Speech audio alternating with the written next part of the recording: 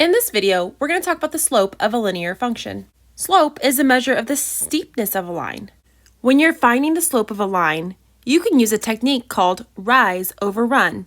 Or mathematically, you can find the change in y divided by the change in x. Sometimes a slope is positive, that's when the line is increasing from left to right, and other times a slope is negative. That's when the line is decreasing from left to right. Let's go through a few examples. This says to find the slope of a line that passes through the points 1, 2, and 6, 6. There are two methods to find the slope. The first is to use rise over run. What that means is that find the lower point and go up until you reach the same line that upper point is on. Since we're going up, that's the rise. And we went up 1, 2, 3, 4 units. So our rise is 4.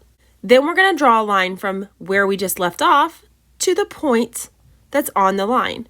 We went right 1, 2, 3, 4, 5 units. Since we went right or forward, that's going to be a positive 5. So our slope, using rise over run, is 4 over 5.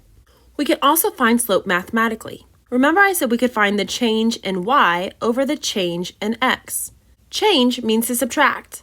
So we need to take our two y values and subtract each other, and then divide by the two x values subtracted from each other. So on this ordered pair, we could say the 1 is x1 and the 2 is y1. We could say the 6, 6 has the x2 and the y2. So taking the y2, that's 6, minus the y1, that's 2, we get 4. We can then divide by the x2, which is 6, minus the x1, which is 1. 6 minus 1 is 5. On both strategies, we get 4 over 5. Both strategies have its uses. If you're given the graph, just counting the rise over the run is really quick and simple. If you don't have a graph and you just have the points, using the equation can be the best option. Let's go through another one together. This says to find the slope of the line that passes through the points 1, 9 and 4, 0. Since we have a graph, it's a lot easier to just do rise over run. We're rising up 1, 2, 3, 4, 5, 6, 7, 8, 9 up, and it's positive since we went up, and then we're running 1, 2, 3, but it's going to be negative because we ran 3 backwards. So the slope is 9 over negative 3, but we can simplify out by dividing a 3 out of both. That gets us 3 over negative 1. Now we could leave it as a fraction because typically slope is written as a fraction, but we can also take 3 divided by negative 1 to get a negative 3. Either one of these will work for our slope. We could also use the equation and find the change in y over the change in x. Well, we could take our y2 minus our y1, that'd be 0 minus 9, and then our x2 minus our x1, which is 4 minus 1. 0 minus 9 is negative 9, and 4 minus 1 is 3. Dividing out that 3, we get negative 3 over 1, which is negative 3. And you can see that no matter which option we choose, our slope is negative 3. This next problem says to find the slope of a line that passes through 9, 5 and 4, 5.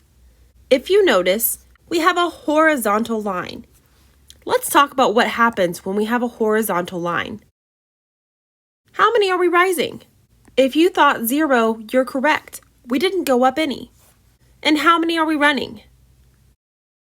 If you said 5, you're also correct. 0 over 5 is equal to 0.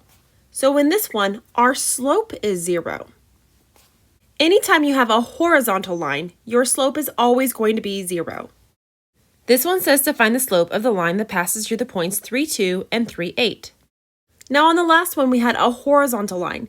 This time we have a vertical line. Using rise over run, we can count how many we're going up. We went up a positive 6. But how many did we have to run? We ran 0. Having a 0 in the denominator is not allowed.